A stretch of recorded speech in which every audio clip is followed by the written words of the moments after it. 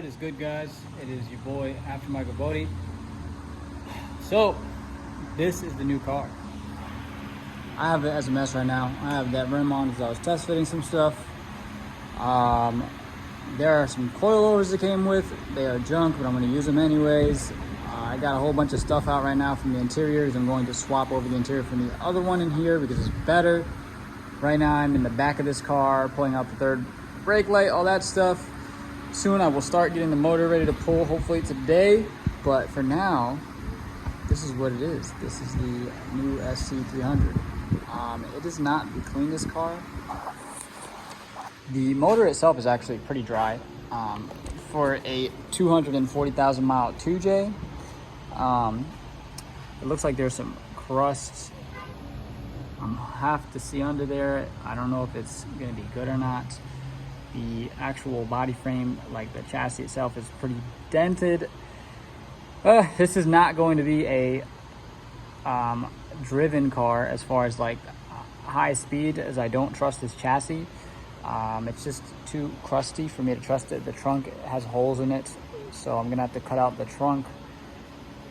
I was originally gonna relocate the battery to the rear, but I don't know if I am now because I don't have a trunk to put it in, or I won't.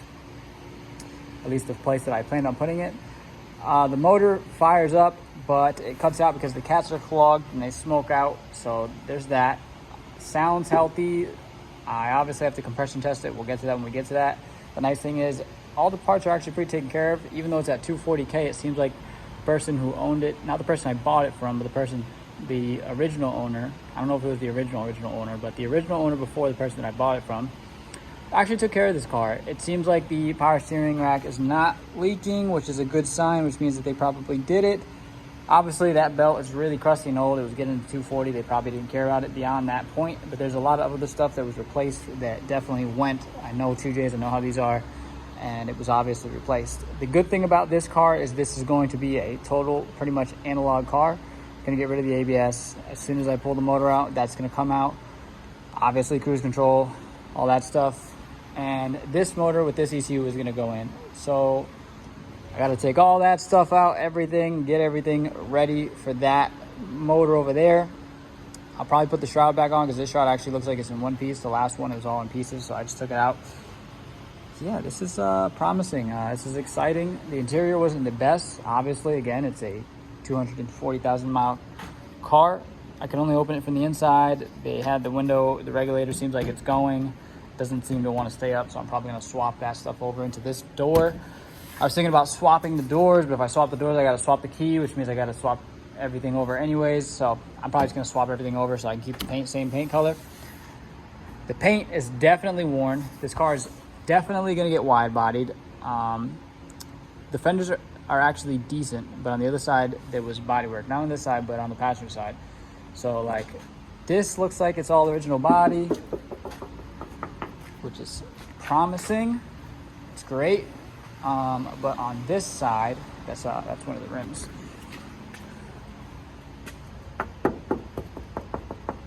That's Bondo or whatever it is, you know, maybe fiberglass, but that's definitely work. And if you look, this doesn't really have a clear coat on it versus up here, this is with a clear coat. Again, it's not that big a deal. This is gonna be a send it car. It's gonna be a fun car. That's why I really don't care about the coilovers being shot. As you can see, the paint has seen better days. There's a couple rust spots. Again, this is a crusty car. This is not comparable to the other one at all. The other one was a gem. Yeah, these are the crusty coilovers. There's definitely some eBay stuff. Is it gonna be the best? No. Do I really care? No. So, I still wanna see what the subframe looks like. I still gotta check all that stuff. But yes, this is it for now, guys. Welcome to the new SC300. All right, guys, I'm back. I'm taking a break. So, I'm just gonna give you guys an overview of what's going on. Let me clean this lens real quick. So, I did film a lot of this, but unfortunately, it was just, the fan was on and I wasn't really speaking high energy or anything like that. So, it's kind of a dub, and I was kind of speaking in circles at some points. So, radiator's out. I had looked at the radiator. The radiator was definitely shot. It looks like it was the original radiator. Let me see, I should have it over here. That's the rim that's gonna go on. That's for the back. Yeah, looks like it was the OEM radiator, like from the factory type stuff. It's Definitely a Toyota one. It is shot. I'm not surprised that we didn't have that much coolant in the motor.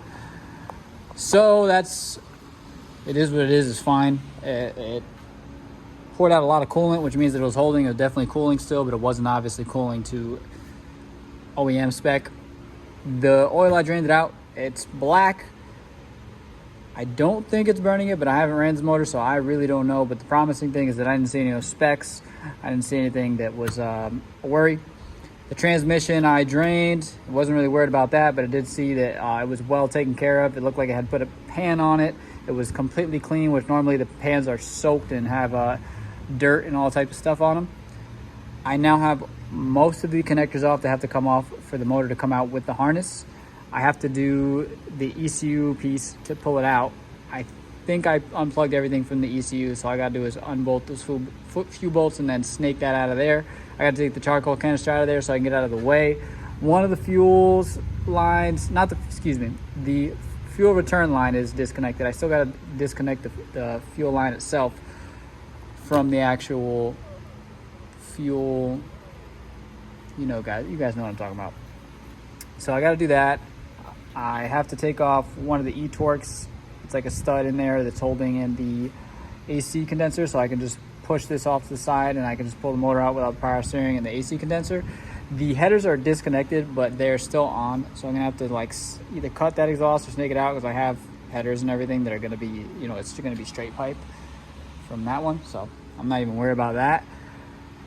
Other than that, everything else is pretty much ready to go. I just got to get this hood off with my friend. He's going to come and help me. That's why I haven't done anything like that yet. So, going to get back to it, do that fuel line in the back, get that stud out, make sure, double check everything, that I don't have anything that's connected that I'm going to rip out when I pull this motor out. Oh, that's another thing I still have to do. I still have to get the drive shaft out of there and disconnect all that stuff. So, yeah, I got my work cut out for me still, but I didn't think I was gonna get to pulling out the motor today, but we actually might get to pulling out the motor today. So yeah, I'm gonna keep doing this and I will get back to you guys. Good morning. So I know for you guys the same video, but for me it's the next day. So yesterday I got busy and I forgot to record what the hell I was doing next. So here we are now. Connectors off. I took the diff out yesterday. It fought me completely, threw me off because it wasn't supposed to take that long. Usually they come out really easy, and it fought me all the way through. Then on top of that, I forgot, I'm used to a one-piece drive shaft. This is a two-piece drive shaft, which means it has a carrier bearing, so I couldn't even take it out anyways.